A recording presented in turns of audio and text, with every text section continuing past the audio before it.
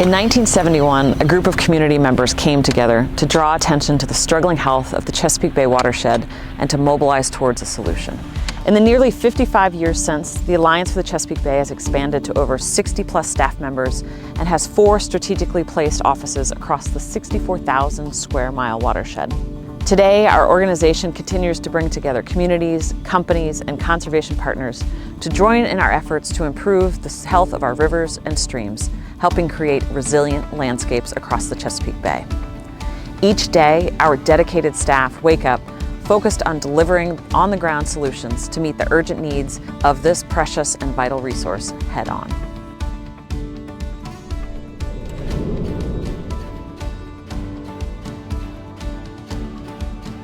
The forest program at the Alliance for Chesapeake Bay is focused partly on doing outreach and education to the general public. And we're also focused on doing a lot of implementation as well, restoring areas that are along waterways. So if we can reforest those areas, that's going to improve the water quality. So right now we're standing on the property of Big Elk Creek State Park. It's a state park in Chester County. We're working here with the Department of Conservation and Natural Resources to reforest a lot of the open land on this property. And it's a really large-scale reforestation project. We're planting around 270 acres of trees, and then we're doing a 40-acre meadow here as well. Big Elk Creek is one of the most unique tributaries in Pennsylvania to the Chesapeake Bay. And what makes it unique is that it doesn't flow into the Susquehanna River. It flows directly to Chesapeake Bay. It's the biggest riparian buffer project that either DCNR or the Alliance for Chesapeake Bay has ever undertaken. This is public land. It'll be available for the public forever. It'll be an excellent teaching tool for both DCNR and the Alliance for Chesapeake Bay and all of our partners to talk about the value of buffers.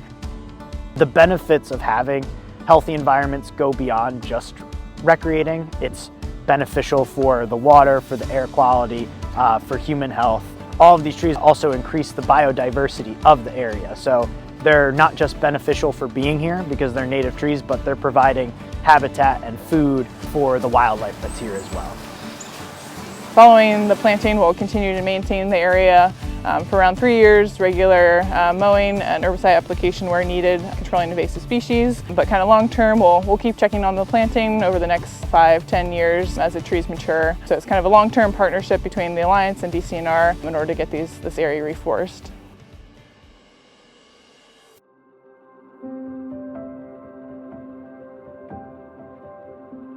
So in order to be successful in protecting the Bay, we really need to engage as many people as possible and uplift everyone who lives, works, and plays in the Chesapeake Bay watershed. And so the Stewardship and Engagement Program is how we bring as many people together around the Bay as possible. Over the past couple of years, the Alliance has worked with Bowie State in a number of ways. We have worked in collaboration with several faculty and staff members to organize professional development and educational opportunities centered around the Bay for students. These can include seminars. We offer a paid internship program as well. We've also worked with the university to plant trees and do other projects on campus, all centered around building that pathway for students to go from studying the environment in school to pursuing careers in the environmental sector after they graduate. So right now we're standing on Bowie State University's campus. We're standing in Peace Park, which is a conservation landscaping project that we worked on in collaboration with the university.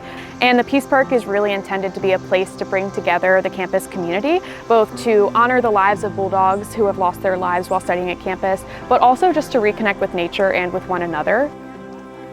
I actually had involvement in the Peace Park as an intern at the Alliance, so it was really nice to be able to just come around and just sit and be at the park and be in the nature of it and to see it develop and grow in the short time that it's been established.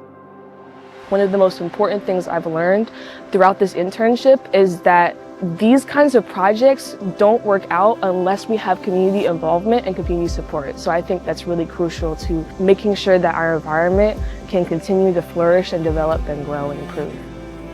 So important to engage young people in the environmental movement as leaders because they're ultimately the ones who are going to inherit this work. Young people at Bowie State, as well as other historically Black colleges and universities, both here in Maryland and across the country, have such a wealth of experience and passion and knowledge that is going to be really critical to the environmental movement in the future.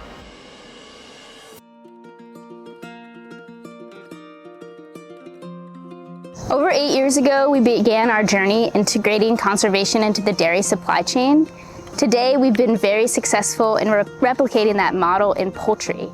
We've worked with up to 12 companies and partners across the watershed in Pennsylvania and Maryland to help influence the supply chain and are actually having ripple effects throughout the nation.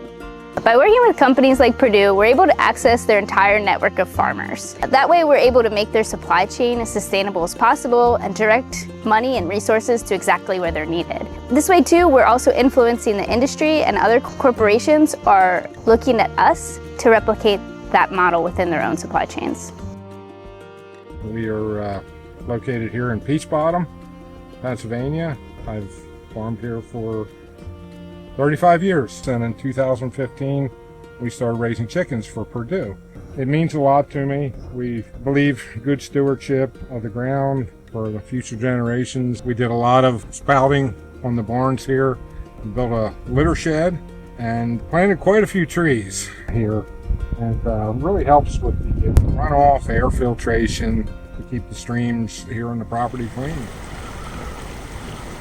It's important for everyone to have a seat at the table when we're doing work like this, because the environment, the things that need to change in our environment to be sustainable, takes more than one entity, one company, one group. It really is it takes a village type scenario. So the more that we can work together to find ways to improve the environment, that's what makes opportunities like this so special.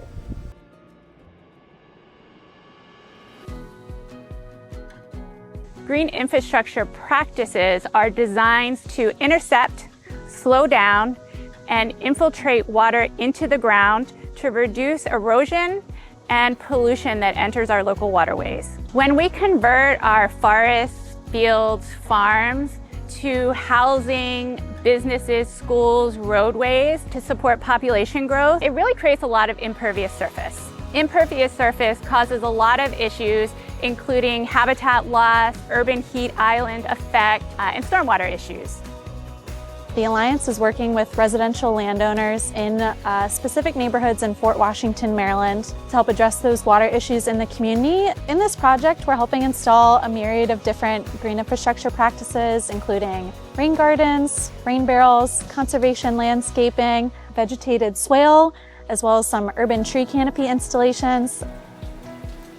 With climate change, one of the effects that we're beginning to see across the Chesapeake Bay watershed is increased flooding. So more intense rain events, which results in nuisance flooding. We're seeing it flooding roads, making it difficult to drive, standing water in yards. But there's a number of different ways that folks can address this, from the small scale to just planting a water-loving tree in your yard, all the way up to a more engineered practice. The erosion had taken at least 3 to 4 inches of soil over the last decade. And so with the project, they came in and they addressed that erosion issue, and as well created here in the back a way for that water to be channeled to the rain garden. And so we haven't had any soil loss since the last 2 big rains. It beautifies it, but also it really does help us protect our home. And then as well, it helps us know that we're contributing and protecting the water that moves away from our property and that may have an impact to the Chesapeake. Having worked for the Alliance for 25 years, my favorite part has always been the people. I love the green infrastructure work. I love seeing practices go in, but really what excites me is the education piece, seeing folks learn about stormwater and then use that information to educate other folks or to do something else on their property to help mitigate stormwater as well.